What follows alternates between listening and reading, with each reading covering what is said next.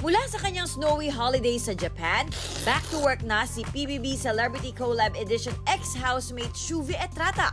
Masaya niyang kinuwento ang kanyang first snow experience at pag-aaral niya ng ski. Masayang experience siya kasi it took me 2 days to learn it. Umuwi rin sa probinsya si Shuvi nitong holiday season para makapag-quality time kasama ang pamilya. Pumunta kami sa yung nabili naming bahay. Iyak na ako ng iyak doon. Kung may bahay na tayo.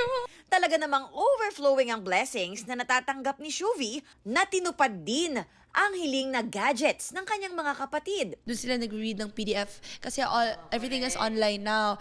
So, it's a really great tool for, for your studies or education. Extended pa ang blessing sa kanilang mga kapitbahay sa General Santos City na nilibre niya naman ng sine. Kasi syempre, first movie ko to. Yung mismong mall na yon, doon kami nanonood nung nakatira pa ako sa Jensen. So, sabi ko talaga dapat doon tayo manood ulit para mabalik ko. Pero ako na maglibre sa lahat. Nakibonding din siya sa mga kapangkat Shuvi.